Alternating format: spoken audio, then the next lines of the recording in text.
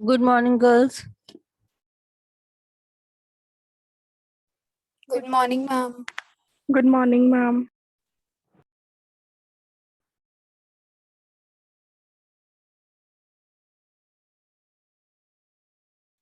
Okay, shall we continue with the simulation?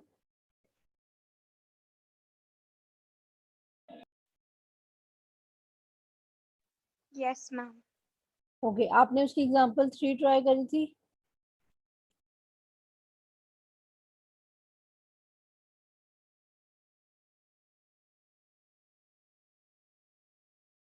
किसने भी try नहीं करी? मैम रैंडम असाइनमेंट तक हो गया था, उसके आगे नहीं किया ट्राई। ओके, उसमें प्रॉब्लम आ गई थी। अच्छा, ठीक है. Okay, I'm sharing my screen. Can you see my screen? Yes, ma'am. Okay. So वहाँ कहाँ तक हो गया था आपका, जहाँ तक रैंडम नंबर से साइन हो गए थे वहां तक हो गया था? Yes, ma'am.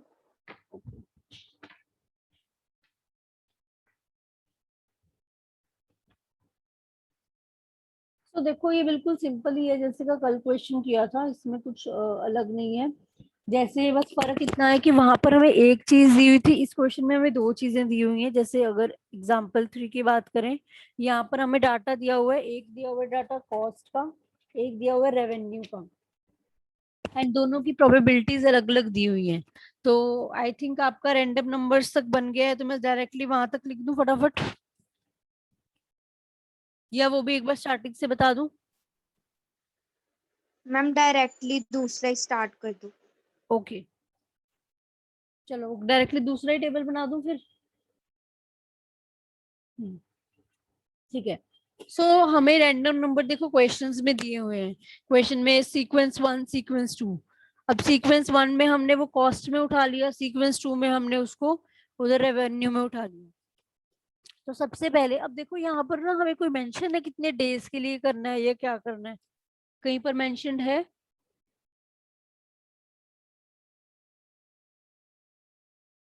No ma'am. Okay. And लेकिन हमें ना वो सीक्वेंस तो दिया हुआ है ना रैंडम नंबर्स का, राइट? तो हम जितना वो सीक्वेंस दिया हुआ है उतने डेज का कर लेते हैं, राइट? देखो कितने दिन कितने दिए हुए हैं वैल्यूज, आई थिंक 15 दी हुई है. ठीक है. सो जितने रैंडम नंबर्स दिए हुए हैं आप उसके हिसाब से ही कर लो, जब कोई डेज मेंशन नहीं है. ठीक है. सो रैंडम नंबर, अब एक बार रैंडम नंबर्स यहाँ पर लिख लेने हैं.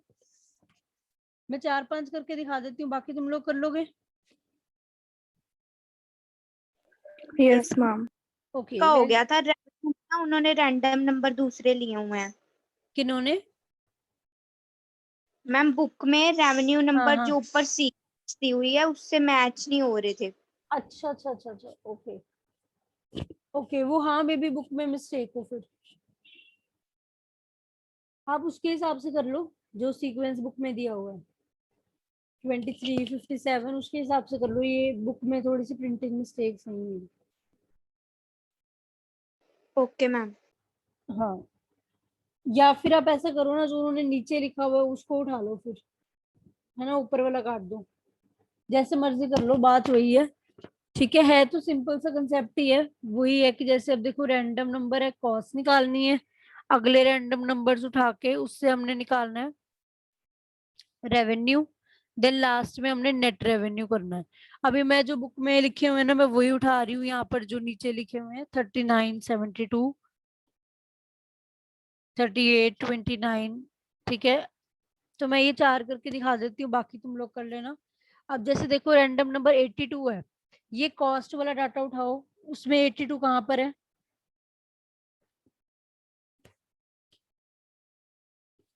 कॉस्ट वाले डाटा में 82 कौन से इंटरवल में आ रहा है? Ma'am 80 to 89। 80 to 99, right? तो वो वाले में आ रहा है. सो उसके कॉरेस्पॉन्डिंग कॉस्ट कितनी दी हुई है? 21,000। हाँ, इन्होंने 1000 को नहीं दिया, वो ऊपर टेबल में ही लिख दिया, इन 1000 21 लिख दिया. ऐसे ही 84, ये भी 21 में ही आएगा।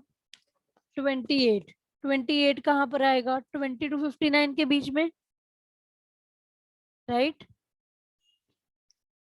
Yes ma'am. एंड देन 82, ये भी 21 में आ गया।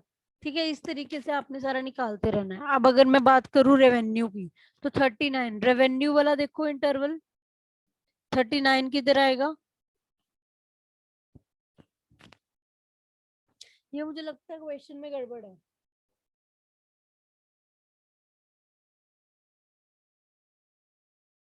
रुको एक मिनट, 39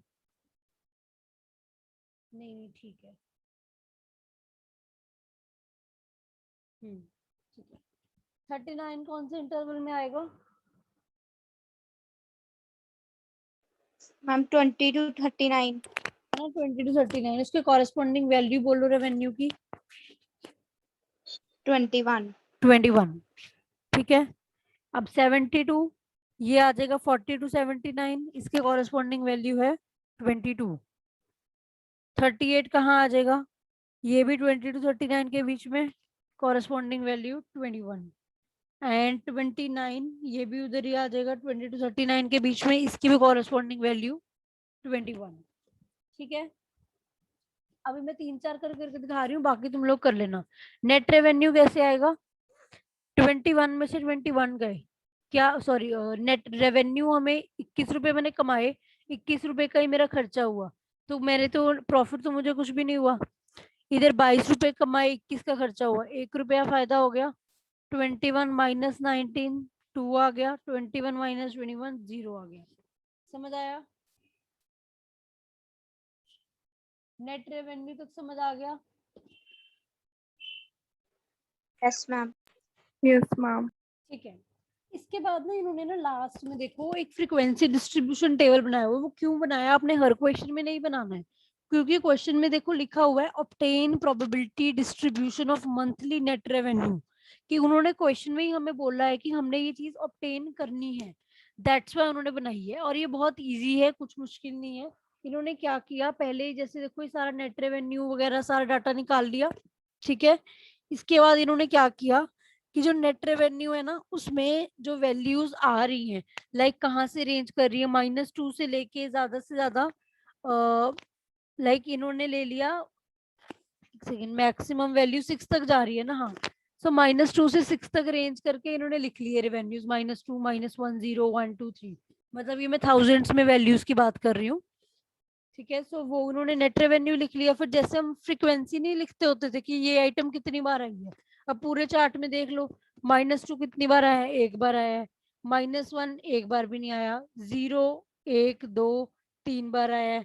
इस तरीके से आपने फ्रीक्वेंसी बना ली, एंड फ्रीक्वेंसी के ही बेसिस पे आप प्रोबेबिलिटी डिस्ट्रीब्यूशन बना लो, कि लाइक अगर मैं बोलूं कि ये आउट ऑफ 20, जो हमारी फ्रीक्वेंसी कितनी दी हुई है, फ्रीक्वेंसी का टोटल 20 आ रहा है ना, ध्यान से देखो कितनी फ्रीक्वेंसी, मतलब कितने नंबर्स यहाँ पर दिए हुए हैं, नहीं 20 आ रहा है, सॉरी 15 आ रहा है, गलत बोल रही हूँ मैं, रुको एक मिनट।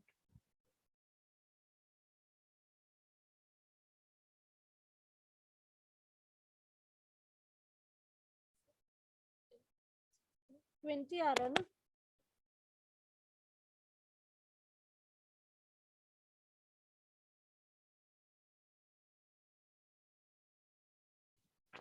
बच्चे 20 रैंडम नंबर्स दिए हुए हैं ना क्वेश्चन में, तो उसको ही जब हमने किया है तो फिर 20 आ रहा है ना उसका फ्रीक्वेंसी का total. Yes Yes, ma'am. ma'am. Frequency को काउंट करोगे तो 1/20 करोगे तो कितना आता है प्रोबेबिलिटी? 0.05। ऐसे ही 3/20 करोगे तो 0.15, 6/20 करोगे 0.30, उस तरीके से ही आएगा, सिंपल है। कोई कंफ्यूजन है तो बताओ इस पूरे क्वेश्चन में? No ma'am. क्लियर है? लास्ट टेबल क्लियर है, उसमें तो नहीं प्रॉब्लम आई? सिंपल फ्रीक्वेंसी डिस्ट्रीब्यूशन टेबल बनाना है, जहां तक वैल्यूज रेंज कर रही है मैंने वो लिख दिया। नेट रेवेन्यू -2 से 6 तक आ रहा है, देन मैंने लिखा कौन सी आइटम कितनी कितनी बार रिपीट हो रही है, उसके हिसाब से प्रोबेबिलिटीज बना दी कि टोटल 20 आइटम्स हैं, और अगर -2 एक बार आ रहा है तो 1 आउट ऑफ 20 प्रोबेबिलिटी बन गई 0.05। ठीक है, इस तरीके से ही बन गई कि 0 जैसे 3 बार आ रहा तो 3 आउट ऑफ 20 बन गई 0.15। इस तरीके से इन्होंने प्रोबेबिलिटीज बना दी। एंड सॉरी, वो मैंने स्टार्टिंग में बोल दिया था 15 रैंडम नंबर्स है, वो अभी काउंट किए 20 में। ठीक है, सो दैट्स व्हाई तुम्हें थोड़ी सी कंफ्यूजन हो गई हो, 20 रैंडम नंबर्स दिए होंगे। क्लियर है? Yes, ma'am. ओके, चलो नेक्स्ट एग्जांपल करते हैं। नेक्स्ट एग्जांपल में एक बार कोई रीड आउट कर दो प्लीज उसको। ब्राइट बेकरी वाली एग्जांपल है।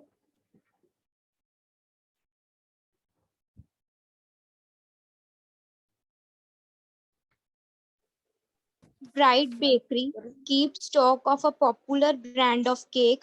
Previous experience indicates the daily demand as given here. Consider the following sequence of random number. Random number 48, 78, 19, 51, 56, 77, 15, 14, 68, 09. Using this sequence, simulate the demand for the next 10 days. Find out the stock situation. If the owner of the bakery decides to make 30 cakes every day, also estimate the daily average demand for the cakes on the basis of simulated data. Okay, तो उसने बोला कि एक bakery वाला है, वो ना cakes बनाता है, तो उसका ना डिमांड का डाटा क्वेश्चन में गिवन है कि लाइक उसकी जो जीरो डिमांड होने की कितनी प्रोबेबिलिटी है, 0.01। 10 केक्स की डिमांड होने की प्रोबेबिलिटी है 20% या 0.20। इस तरीके से प्रोबेबिलिटी दी हुई है कि जो 20 केक्स की डिमांड होने की प्रोबेबिलिटी है 0.15। एंड उन्होंने रैंडम नंबर्स देखो क्वेश्चन में ही आपको दे दिए हैं, तो हमें पीछे से देखने की जरूरत नहीं है। उसके बाद वो कहता है इस रैंडम नंबर की सीक्वेंस को यूज करके आप अगले आने वाले 10 दिनों की डिमांड को साइमुलेट करो। एंड साथ ही साथ आप डिमांड साइमुलेट करने के साथ आपने एक चीज और यहाँ पर करनी है। वो कहता आप ना स्टॉक की सिचुएशन देखो कि अगर वो ओनर है, हर रोज 30 केक बनाएगा, तो उसके स्टॉक की क्या सिचुएशन होगी। ठीक है, सो वो हमने यहाँ पर निकालनी है। लास्ट में एवरेज डेली डिमांड भी निकालनी है। ठीक है, so what will do here is, सबसे पहले तो जैसे नॉर्मल क्वेश्चन करते हैं वहां तक, पहले तो सबसे पहले तो डिमांड को साइमुलेट तक तो करते हैं ना। स्टॉक सिचुएशन ही नया पॉइंट आया है इसमें, डिमांड साइमुलेशन तक तो सिंपल ही है, जैसे पिछले फर्स्ट क्वेश्चन किया था कल, उसमें भी ऐसा आई थिंक डिमांड वाला ही पॉइंट था, राइट? Yes, ma'am. हाँ, तो वहां तक तो सिंपल ही है, डिमांड को साइमुलेट तो करें 10 दिन की, उसके बाद बाकी नया पॉइंट में उसके बाद बताती हूँ। पहले फटाफट प्रोबेबिलिटीज बताओ क्या क्या है।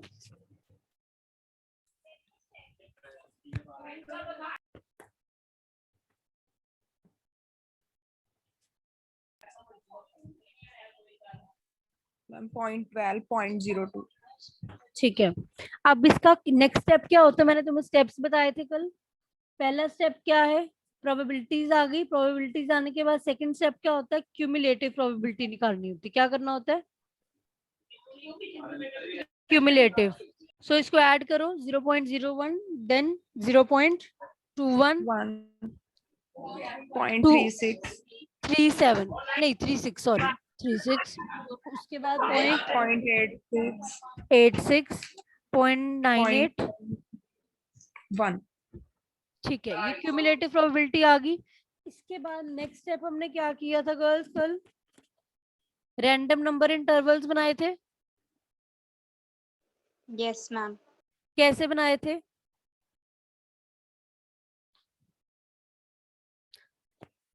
0 से स्टार्ट करके वहां तक लेके जाना है। जो ये नंबर है उससे एक नंबर पहले, अब इससे एक नंबर पहले भी 0 ही है, तो ये तो यहाँ तक ही आ जाएगा। नेक्स्ट 1 से स्टार्ट करके कहाँ तक लेकर जाना है, 20 तक। 21 तक नहीं लेके जाएंगे क्योंकि 21 यहाँ पर लिखा हुआ है, उससे एक नंबर कम लेकर जाना होता है, राइट? यही है। देन इधर 20 आ गया तो हमारा इधर क्या आ जाएगा, 21। 21 से लेके 35। बताओ गर्ल्स, ये कल करा तो है टॉपिक। नेक्स्ट बोलो। Ma'am, 36, 85, 36 से 85, देन 86, 97, 86 से 97। 98 से 99. ठीक है, कभी भी 100 तक नहीं लेकर जाना होता, राइट, क्योंकि वो 3 डिजिट हो जाएगा, हमें 2 डिजिट ही चाहिए होते हैं। सो यहाँ तक आई होप क्लियर है। चलो, जिन्होंने कल क्लास नहीं लगाई थी उनको क्लियर हो रहा है ये? Yes, ma'am. ठीक है। इसके बाद अब हमने 10 डेज की डिमांड को साइमुलेट करना है, तो हम 10 डेज लिख लेते हैं, जितने दिनों की डिमांड को साइमुलेट करना है। 1 2 3 4 5 6 7 8 9 10। सो मैंने यहाँ डेज लिख लिए हैं।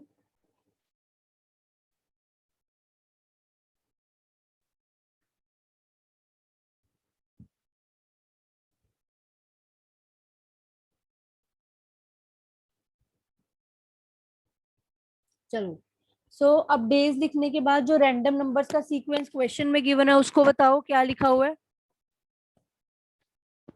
Ma'am, 48, 78, 19, 51, 56, 77, 15, 14, 68, 09.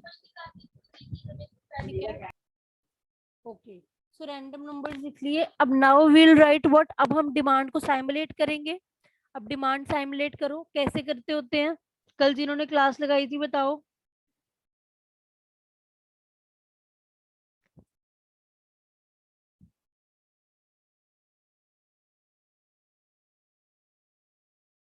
बताइए।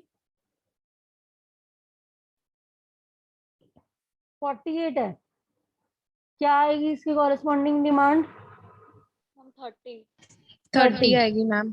ठीक है, कैसे आई हमने देखा 48 नंबर है। अब वो 48 कौन से इंटरवल में फॉल कर रहा है? यहाँ पर 48 हमारा इस इंटरवल में फॉल कर रहा है 36 से 85। इसके कॉरेस्पॉन्डिंग जो क्वेश्चन में डिमांड दी है उसको देखो, उसको दिया हुआ है 30 दिया हुआ है, राइट, समझ आ गया? Yes, ma'am. ऐसे ही नेक्स्ट 78 Ma'am, वो भी same. सेम आ जाएगा, ठीक 30. है। 19 Ma'am, वो second वाले में आ रहा है. 10 1 to 20. 10 आ जाएगा, है ना। चलो नेक्स्ट बोलो। Ma'am, 30.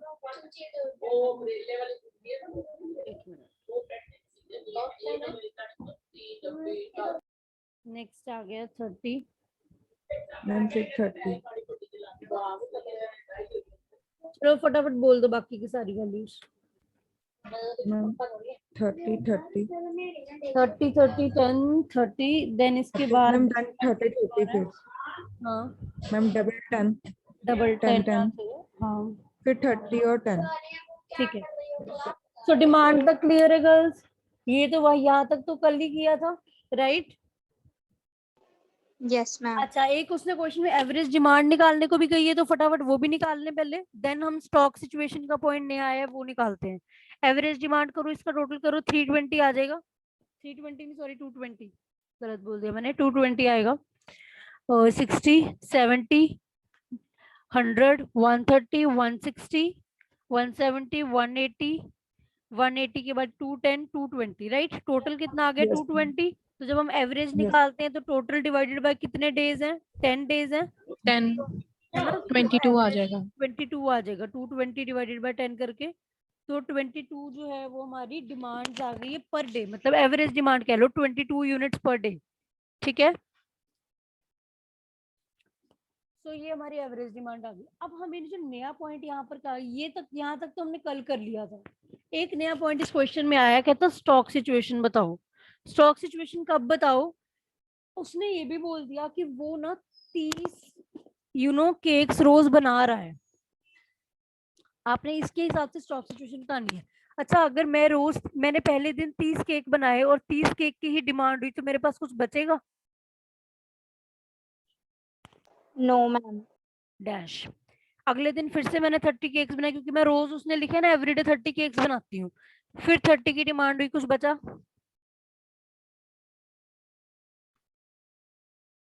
नहीं बचा ना। No. अच्छा, अब नेक्स्ट डे मैंने 30 बनाया और डिमांड लेकिन 10 की हुई, कुछ बचा? Yes, ma'am. 20 केक्स बच गए।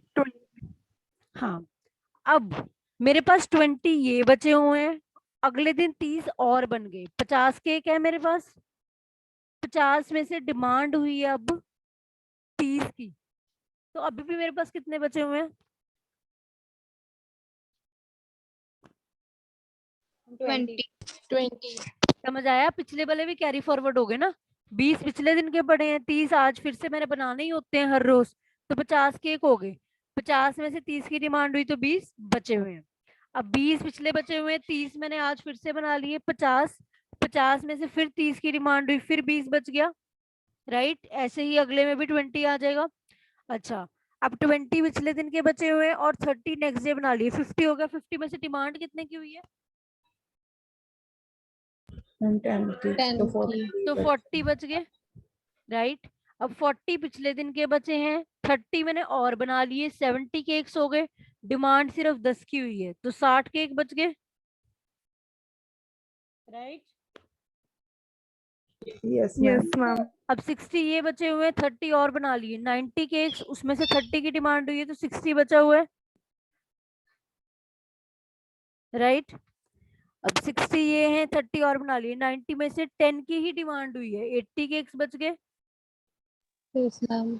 बस हो गया। यहाँ तक करना था, क्लियर है? समझ आया? Yes, ma'am. बस लास्ट में स्टॉक सिचुएशन आपने, उन्होंने डिमांड तो आपने साइमुलेट कर ही ली है रैंडम नंबर्स के बेसिस पे, स्टॉक उसने बता दिया कि हर रोज 30 बन रहे हैं, तो बस उसके हिसाब से आपने देखना है कि बच रहे हैं या कैसे है, वो सिचुएशन बतानी है। क्लियर कि कितना स्टॉक मेरे पास रोज बच जाया करेगा। ओके, सो नेक्स्ट क्वेश्चन करें। अच्छा, जो 5th क्वेश्चन है ना वो छोड़ दो, वो ऐਵੇਂ ही है, वो वैसे का नहीं आएगा। नेक्स्ट जो कार्गो होंडा वाला है ना, वो एक बार देख लेते हैं, वो ओरली मैं आपको बता देती हूँ, ठीक है। ओरली कर लेते हैं, बहुत सिंपल ही है, उसको इतनी दोबारा लिखने की जरूरत नहीं है। देखो उसमें क्या दिया हुआ है, आपको मिल गया गर्ल्स बुक में ये क्वेश्चन, कार्गो वाला, cargo Honda limited. Yes, ma'am. ठीक है, तो कार्गो होंडा लिमिटेड ना मैन्युफैक्चर करता है 150 स्कूटर्स, ठीक है, और उसकी डेली प्रोडक्शन कहता है 146 से 154 तक वेरी करती रहती है, जैसी रॉ मटेरियल की कंडीशन है या जो भी है, ठीक है। उन्होंने नीचे डाटा भी दे रखा है कि 146 का प्रोडक्शन होने के कितनी प्रोबेबिलिटी है, 0.04, इस तरीके से दिया हुआ है। 147 होने की इतनी है, 148 होने की, तो वो डेली की 146 से 154 में कितने स्कूटर्स बनते हैं उसकी प्रोबेबिलिटीज बताई हुई है। अब जो फिनिश स्कूटर्स जो बन जाते हैं, वो उनको ना एक लॉरी है, मतलब वो ट्रांसपोर्टेशन के ही एक वो है, उसको ट्रांसपोर्ट किया जाता है उस लॉरी में अरेंज करके, बट उस लॉरी में या कह लो ट्रक या कुछ भी एग्जांपल ले लो, वहां पर 150 स्कूटर्स की ही जगह है, मतलब उस जो वो भी वो जो भी वो है लॉरी, वहां पर सिर्फ 150 स्कूटर्स ही आ सकते हैं। आपने इन फॉलोइंग रैंडम नंबर्स को यूज करके ये फाइंड आउट करना है कि कितने average number of scooters factory में वेट करेंगे, या फिर कितने जो है खाली जाएगी, कितने दिन वो लॉरी, दिन नहीं या कह लो कितनी वो खाली जाएगी लॉरी, ठीक है। सो वो हमने निकालना है, वो कैसे निकालेंगे? पहले तो सिंपल जैसे हम करते हैं, प्रोडक्शन को उठाया, प्रोबेबिलिटी को उठाया, प्रोबेबिलिटी को क्यूमुलेट करा, राइट, क्यूमुलेटिव प्रोबेबिलिटी निकाल ली, after that random number assignment कर लिया। पहला टेबल क्लियर है गर्ल्स? आई थिंक उसमें कुछ नया नहीं है। First table is clear. Question के ही दो चीजें उतार के बस मैंने cumulative and random number assign की है। किसी को कुछ डाउट इसमें पहले टेबल में? No, ma'am. ठीक है, उसके बाद सेकंड टेबल, सेकंड टेबल में अब उसने कितने दिन के लिए बोला है करने को, कुछ बताया है डेज?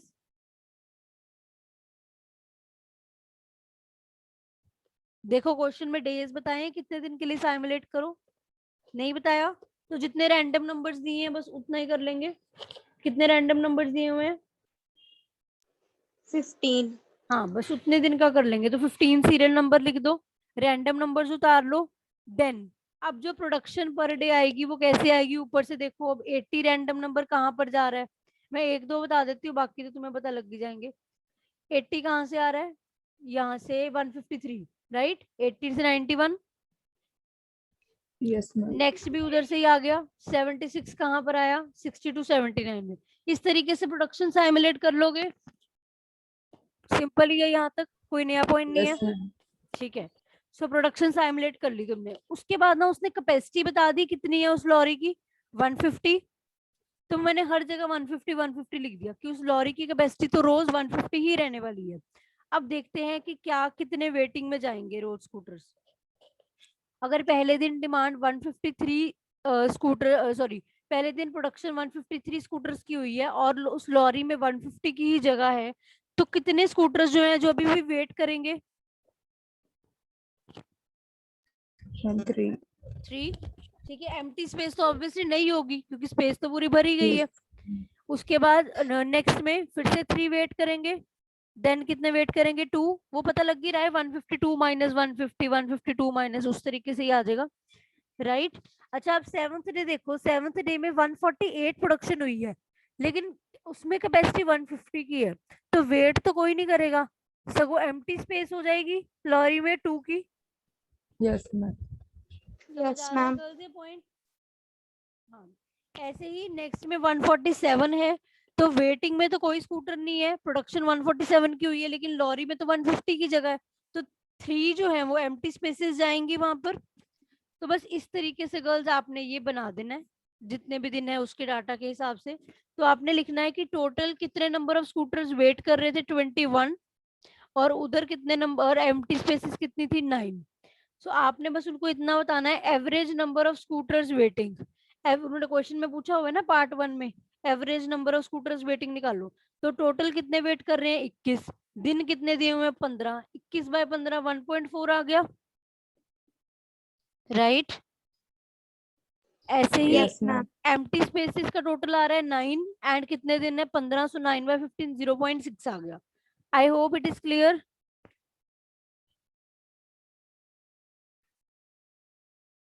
Yes, ma'am. अच्छा, टेबल की हेडिंग दे देना, पहला टेबल होता है एलोकेशन ऑफ रैंडम नंबर, क्योंकि उसमें हमारा यही ऑब्जेक्टिव होता है कि हम लोग रैंडम नंबर्स असाइन कर लें।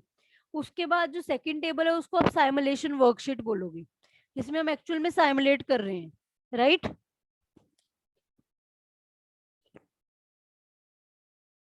Yes, ma'am.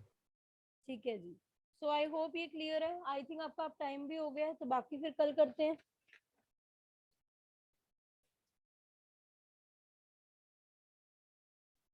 मुश्किल लग रहा है कि ठीक है? अभी तक तो आई थिंक इतना कुछ मुश्किल पॉइंट नहीं आया है।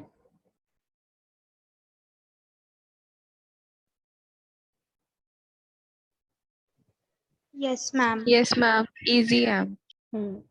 ओके।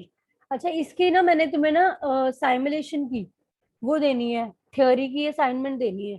ठीक है, तुम लोगों ने खुद से इसकी थ्योरी लिखनी है, चाहे नेट से ढूंढो चाहे बुक से लिखो, बुक में आई थिंक थोड़ी कम है, वो तुम देख लेना।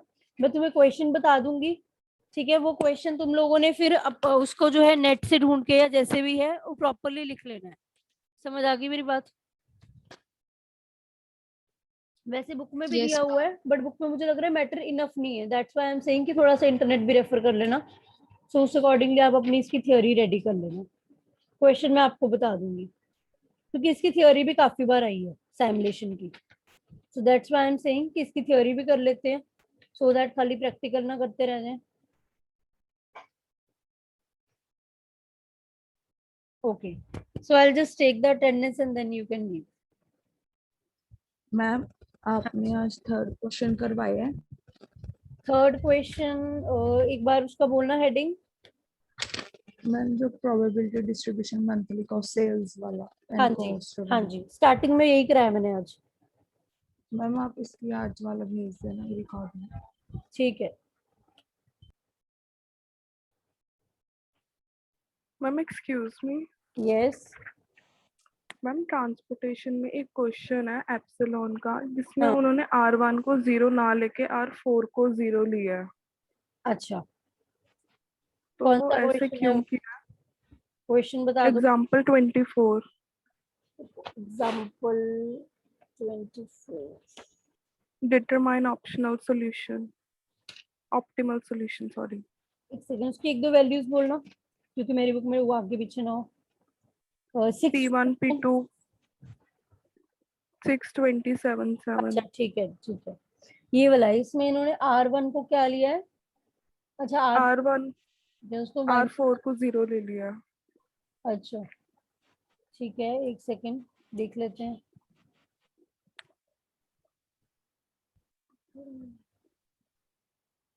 आप अपने हिसाब से करके देखो, नहीं आता है 0 अगर आप R1 को लेते हो। मैम मैंने ट्राई नहीं किया, मैंने R4 को 0 देखा, मैं कहा कोई न्यू पॉइंट ना हो इसमें, तो मैंने किया नहीं फिर। चलो ये मैं देख लूंगी। ठीक है, ऐसे ही आप मुझे अपनी प्रॉब्लम्स प्लीज लिख के दे दो, सो दैट एक दिन डिसाइड कर लेंगे। जैसे हमने असाइनमेंट की डिस्कस करी थी, ऐसे ही ट्रांसपोर्टेशन की भी प्रॉब्लम्स डिस्कस कर लेंगे। ठीक है, नोट करते रहो, और मुझे एक दिन जो है लिख के दे देना, 1-2 दिन पहले डिस्कशन से, सो दैट मैं भी एक बार उसको गो थ्रू कर लूँ, देन मैं आपको बताऊंगी। ठीक है, ओके मैम। बता दो किस दिन डिस्कशन रखें।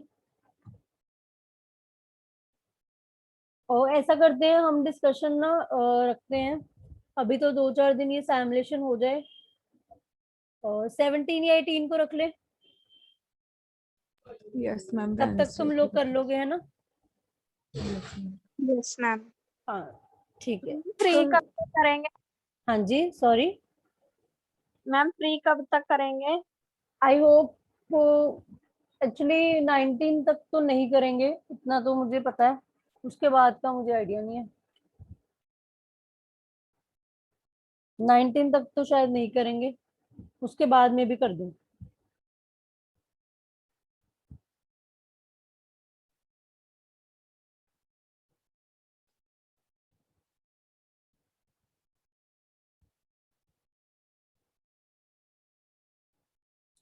एंड गर्ल्स, तुम्हारी क्लास के ना एथिक्स के पेपर से मैं बहुत डिसअपॉइंटेड हूँ, काफी बच्चों के पेपर से।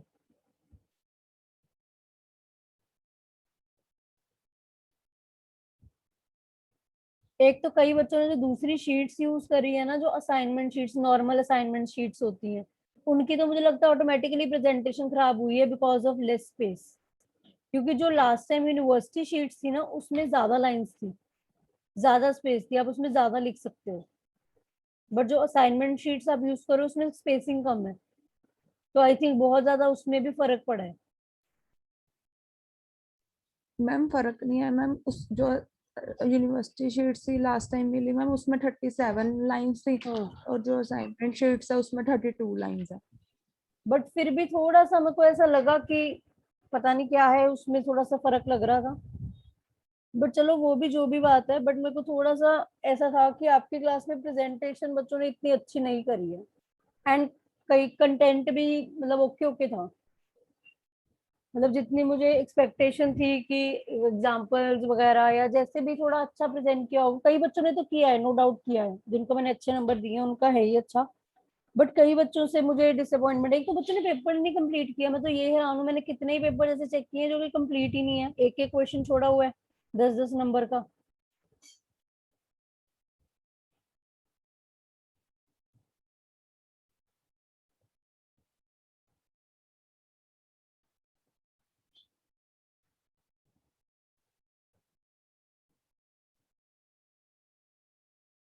So just let me complete the checking part, then I will share the papers, best papers with you, and as well as जो 2-3 worst papers हैं वो भी एक बार शो करूंगी, so that to compare कि क्या प्रॉब्लम है। ठीक है, ओके मैम।